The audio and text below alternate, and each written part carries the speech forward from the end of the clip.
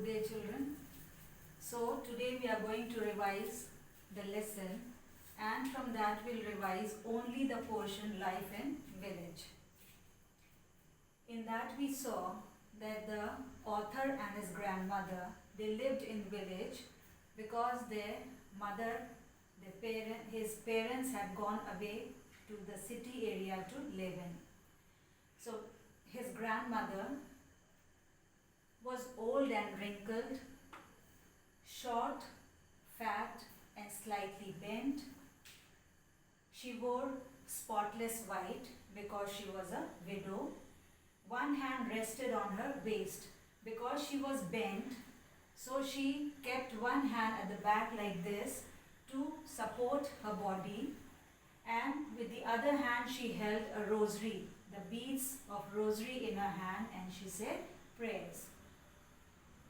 Then her white hair scattered over her face. She had white hair and they all spread over her face, and it showed as if it was like the snow-covered mountains. So here, children, you have to write this in your notebooks. So these are the points for the grandmother.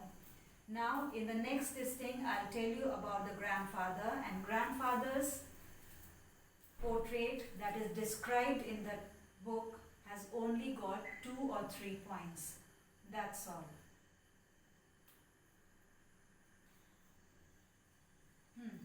Now we'll see the grandfather. In his portrait, it showed that he wore a big turban and loose-fitting clothes, and he had long beard which covered over his chest, and he looked 100 years old man.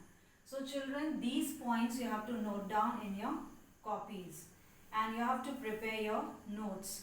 So slowly we'll be writing the notes also, and the explanation also will go on simultaneously. So you have to pay attention, and here this lesson is the easiest lesson of the book, and after that the lessons are going to become little bit tough. So you better put all your mind, heart and soul in studying English. It's not like the English that you have already studied in class 9th and 10th. So have you understood this much? Now we'll proceed to the activities that they used to do in the village for the school going and coming, and their routine work, whatever they used to do.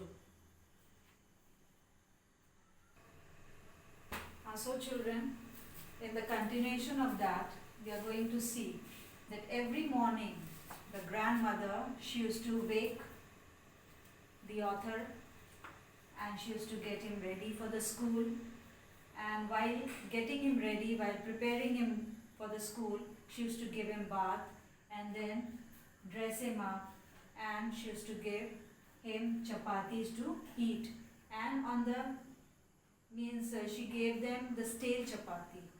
The stale chapati means the chapati that is made previously, means in the night it was made, and whatever was left, it was given to him, and that is called the stale chapati.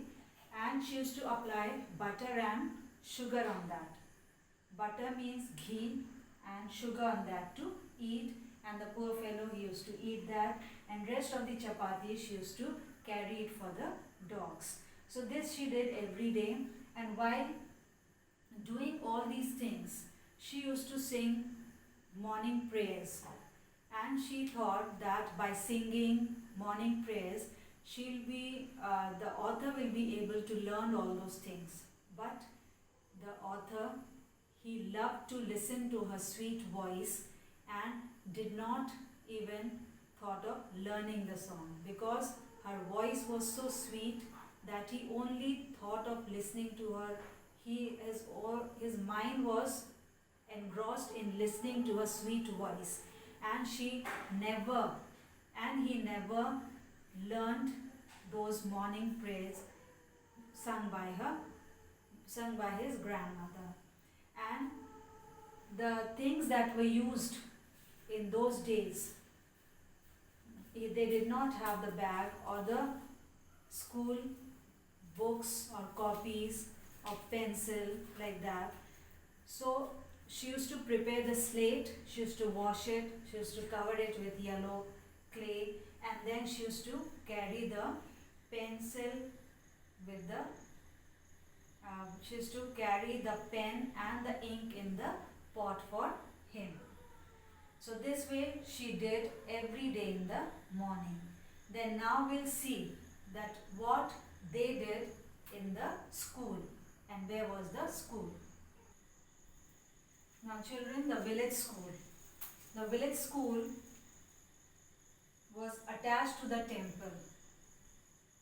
Children sat in rows over there and they repeated the morning prayer and the alphabets as told by the priest.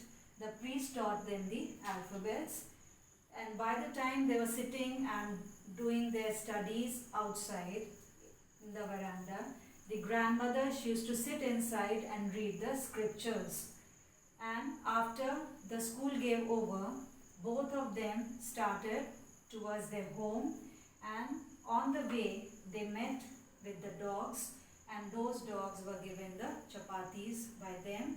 And the dogs, when you throw chapatis at the dogs and 2-3 dogs are there, then they keep on growling at each other and trying to snatch the chapati. So same incidents used to take place every day when they used to come from school.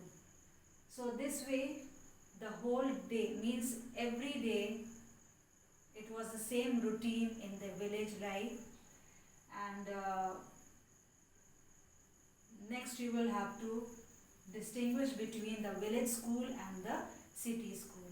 So tomorrow, means in the next class, we will be doing the life in city, and then you will be able to understand what is the city school and the village school, what is the difference between them. So this is the end, and I hope that you are going to note down all these points in your notebooks and keep it ready, and very soon I will be giving you the notes. So this is all. Good day and goodbye.